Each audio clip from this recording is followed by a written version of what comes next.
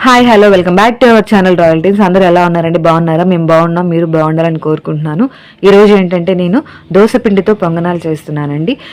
మేము గుంట పునుగులు అంటాం, బట్ మీరైతే ఏమంటారో చెప్పండి. నేను దుంప అన్నాను కదా, దుంపకు సంబంధించిందంటే బీట్రూట్, క్యారెట్ అండి, భూమిలో కాస్తాయి కాబట్టి. సో అవి తురుము పట్టుకొని ఉంచుకున్నాను. అలాగే సన్నగా కట్ చేసుకున్న పచ్చిమిర్చి, అల్లం ముక్కలు, ఉల్లిపాయ, కరివేపాకు, దోశపిండి రెడీగా ఉంది. సో ఈ దోశపిండిలో మనం సరిపడా సాల్ట్ అనమాట, ఉప్పు వేసుకొని, ఉప్పుతో పాటు మనం కట్ చేసి పెట్టుకున్నాం కదా, ముందుగా చూపించాను కదా నేను, ఉల్లిపాయ ముక్కలు, కరివేపాకు, బీట్రూట్ తురుము, క్యారెట్ తురుము. సో ఇవన్నీ మనం దీంట్లో పిండిలో వేసుకోవాలన్నమాట, ఒకదాని తర్వాత ఒకటి. ఫస్ట్ నేను ఉల్లిపాయ ముక్కలు వేసుకున్నాను. ఉల్లిపాయ ముక్కలతో పాటు పచ్చిమిర్చి, అల్లం, కరివేపాకు ఇవి కూడా కట్ చేసి పెట్టినాను కండి. అల్లం ఎందుకంటే టేస్ట్ కోసం అండి, అవి కూడా సన్నగానే కట్ చేసుకోండి. పిల్లలకి పంటి కింద తగిలితే ఒక్కొక్కసారి మంట వస్తుంది, అల్లము వాళ్ళు తినలేరు, చూసుకొని వేసుకోండి, ఓకేనా? పిల్లల కోసం కాబట్టి మనం చేస్తుంది హెల్దీగా చేసుకుంటే మంచిది. బీట్రూట్, క్యారెట్ తురుము రెండు కూడా. క్యారెట్ అంటే డైరెక్ట్గా ఇస్తే తింటారండి కొంతమంది పిల్లలు, బట్ కొంతమంది తినరు.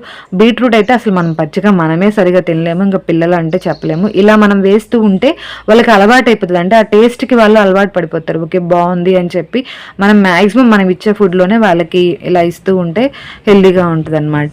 సో మనం ఇలా పిండి మన కన్సిస్టెన్సీ మనం ఎలా అయితే వేసుకోవాలనుకుంటున్నామో దానికి తగ్గట్టుగా కలుపుకోవాలి. సో ఇది కొంచెం గట్టిగా అనిపిస్తుంది కదా మనకి, అంటే పిండి ఇవన్నీ వేసాం కాబట్టి కొంచెం టైట్ అనిపించింది. మీకు కావాలనుకుంటే కొంచెం వాటర్ పోసుకొని మీరు వేసుకునే కన్సిస్టెన్సీ లాగా కలుపుకోవచ్చు. నేను కొద్దిగా వాటర్ వేసి కలిపాను.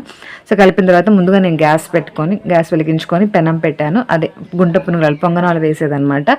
మాది ఇది అత్తగారిదండి, కొంచెం పాతది, ఇలాగే ఇనపదనమాట ఇది, అలాగే బ్లాక్గా ఉంటుంది కానీ బాగా వస్తాయండి. సో నేను మీడియం హీట్లో పెట్టుకున్నాను. దీంట్లో ఇప్పుడు కొద్దిగా జీలకర్ర, అలాగే నేను వాము కూడా వేసానండి.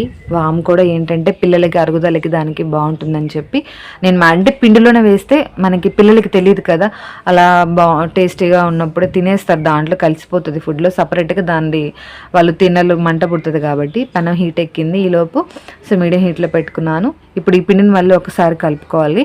కలుపుకున్న తర్వాత దీంట్లోనే కొద్దిగా ఆయిల్ అనమాట, పెనం అంటే మాకు 7 పొంగనాలు వచ్చినాయి. దీంట్లో ఆయిల్ వేసుకున్నాను. ఆయిల్ వేసుకున్నాక మనం కలుపుకున్నాం కదా పిండిని, ఆ కన్సిస్టెన్సీ ప్రకారం కొద్దిగా తీసుకుంటూ ఇలా గెరెట పెట్టుకొని వేసుకోండి.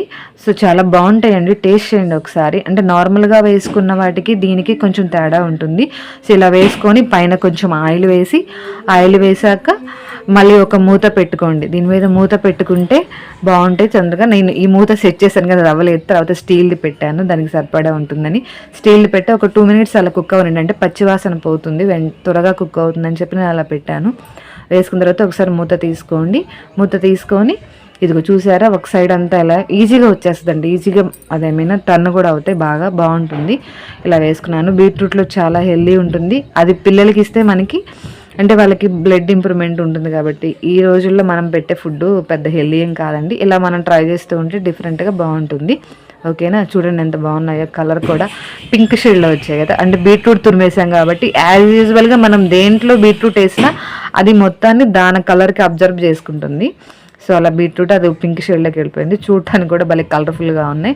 ఇలా మనం సిమ్లో పెట్టుకొని ఈజీగా అటు ఇటు తిప్పుకుంటూ ఇలా వేసుకుంటే పొంగనాలు రెడీ అండి. ఇలా 1 by 1 మనం వేసుకోవటమే, ఒకదాని తర్వాత ఒకటి. అంటే ఒకసారి కంప్లీట్ అయ్యాక మళ్ళీ ఇంకోసారి same as is process. Oil వేసుకోవటం, పిండి వేసుకోవటం, మూత పెట్టుకోవటం. మూత ఎందుకు పెట్టుకోమంటున్నానంటే తొందరగా కుక్ అవుతుంది, అలాగే ఈజీగా టర్న్ అవుతుంది. మనం ఇలా పెట్టేసి ఇలా వదిలేస్తే అది కింద మాడిపోతుంది, లోపల పిండి ఉడకదనమాట.